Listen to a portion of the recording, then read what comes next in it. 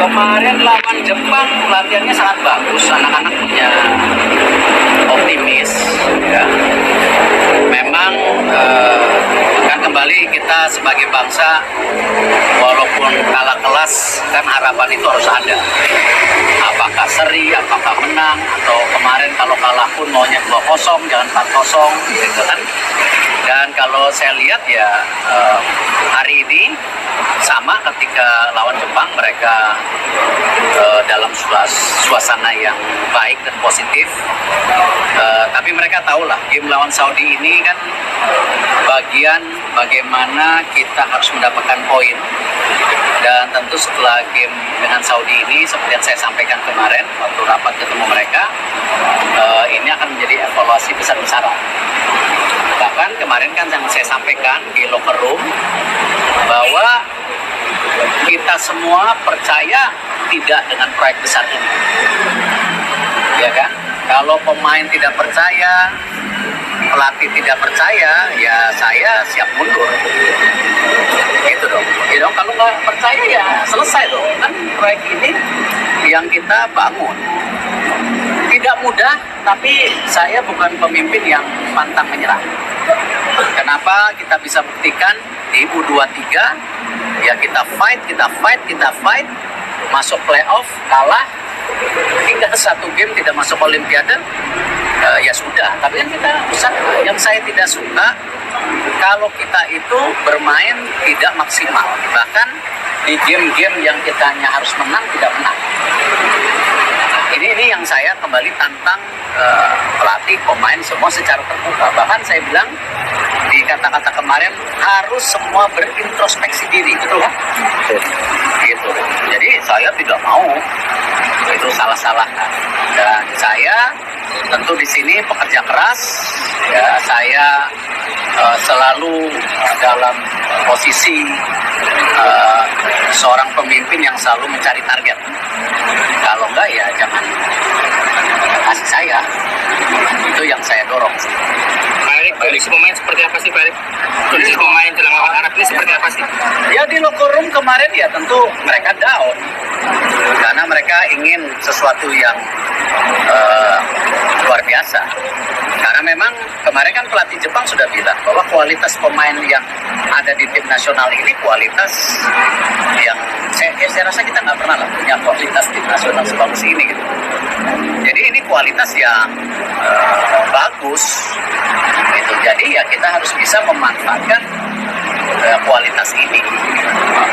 Dan mereka itu kan datang ke Indonesia dengan segala pengorbanan tuh. Mereka itu benar-benar melepas warga negara, mereka juga harus selesai main balik segala. Ada resiko cedera, Kevin di sini yang cedera. Ya dia lagi usaha recover, tapi kan cedera. Dan tentu buat klubnya yang sedang bermain di Liga Champions juga merasa kehilangan. Buat dia secara individu juga ya ini sesuatu yang menurut saya kan juga buat dia sesuatu yang di luar dugaan. Karena kenapa? Memperkuat tim nasional Indonesia tidak dapat apa-apa. Dalam arti benar-benar mereka merah putih saja. Mereka tidak ada kompensasi apa-apa.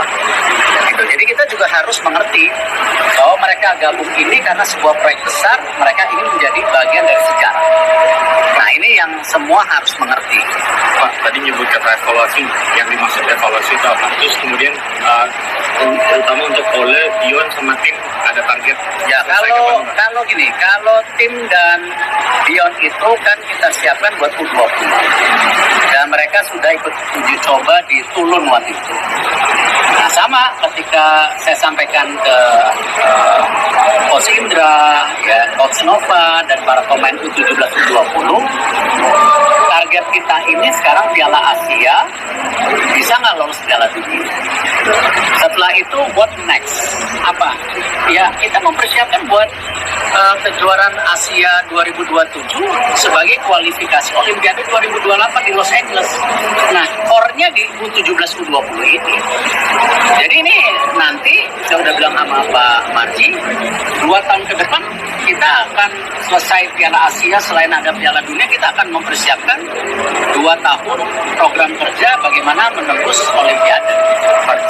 Ya kan? Target selesainya kapan Dion sama tim? Kemudian pengen tahu juga. Ya kalau Dion sama tim targetnya itu sama. Mungkin kalau bisa lebih cepat dari Ole, karena kalau Ole udah pastikan kalau semuanya lancar dia akan memperkuat tim nasional bulan Maret. Makanya kemarin setelah pertandingan saya ketemu Ole, ya kan, di luar kebiasaan saya. Biasanya kan ketemu datang gini-gini saya nggak mau, karena Ole saya ngeliat orangnya sangat serius, ya skillnya sangat tinggi, bahkan kecintaan dia sama Indonesia kan kalian bisa lihat, tiba-tiba main sepak bola lah dengan anak kecil segala. Ya, saya rasa sesuatu yang out of the box gitu. Makanya kemarin setelah pertandingan saya tanyakan lagi, kita kalah loh 4-0, yakin? Ya yakin. Dia bilang yakin saya akan bisa bikin perubahan buat tim Indonesia, ya kan? Nah, tinggal bagaimana komposisi tim semua bisa berjalan dengan baik. Saya rasa kita sudah memperkuat tim ini dengan baik. Jadi kalau Ole nanti benar-benar gabung di bulan Maret, ya missing pieces yang kalau kita lihat berulang-ulang banyak sekali.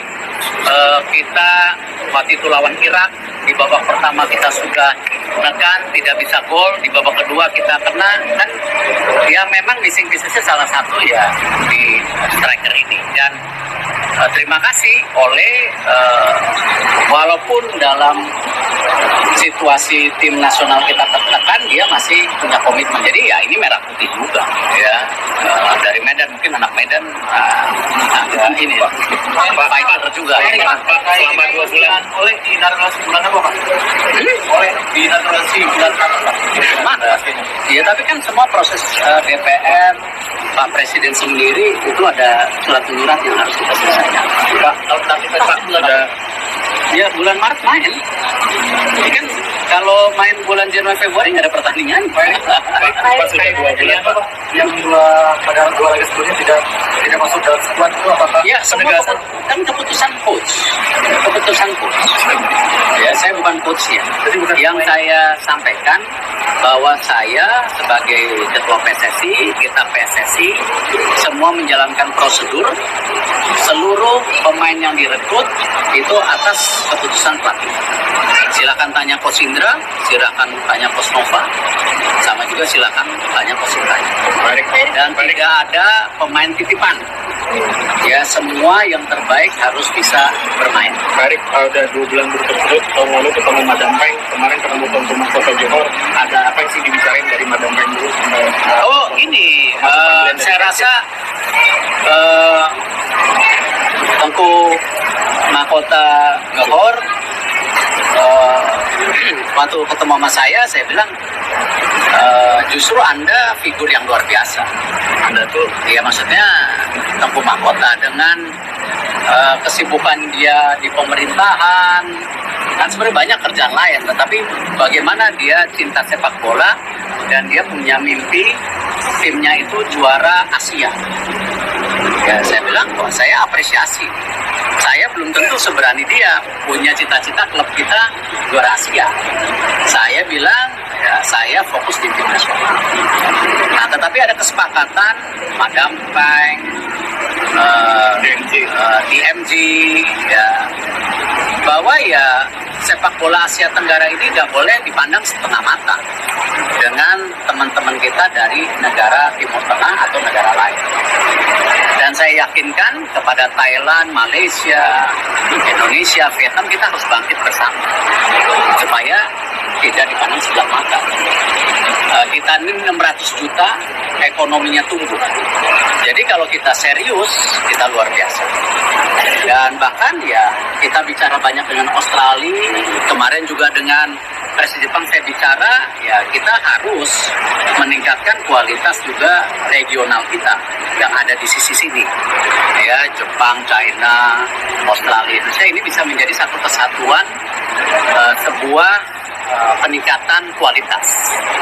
Dan tentu dengan 8,5 ini kan hal yang positif juga, ada kesempatan kita juga.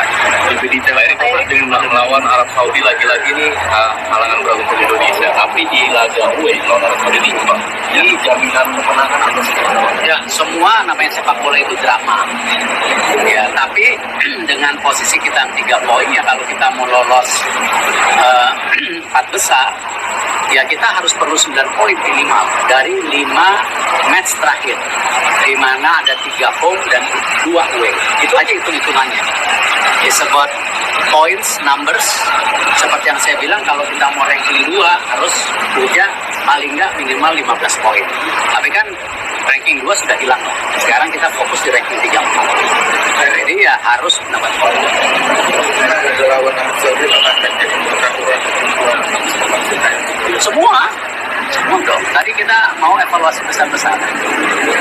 Pak Eri, kenapa evaluasinya setelah laga lawan Jepang yang dimana memang kita dikalkulasikan untuk kalah? Kenapa pertandingan mundur itu pasal pertandingan itu kenapa tidak setelah hasil di Bahrain atau di China? Ya gini, Jepang tim terkuat. Justru kita mesti evaluasi ketika kita saat tim terkuat, di mana posisi kita mendudukan diri kita. Kalau kita mau ke depan continue ranking 9 terbaik Asia, ya itu kan bisa lihat ranking, ada Jepang, ada Iran. Kalau saya melihat Indonesia pantas di top 9 Asia. Tapi ini dengan jangka waktu yang cukup gitu. Artinya kalau kita ranking 9 ya kita harus mengukur juga kekuatan-kekuatannya tadi. Kualitas pemain kita ini sama pelatih Jepang juga sudah dipuji, kualitasnya sudah standar. Ini ada pemain yang main di Liga Champions, ada pemain yang Liga 1. Saya rasa tidak banyak negara di Asia punya pemain seperti kita juga sekarang, selain Jepang, selain Korea.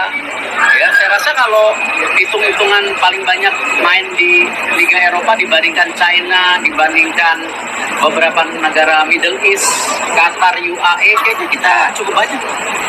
Ya, jadi artinya kualitas kita sudah naik. Jadi ini yang saya bilang, tidak ada lagi ego individual. Ya, karena tim ini milik Indonesia, bukan milik Erick Thohir, bukan milik pelatih, bukan milik pemain. Karena standar kita sudah tinggi, ekspektasi masyarakat tinggi.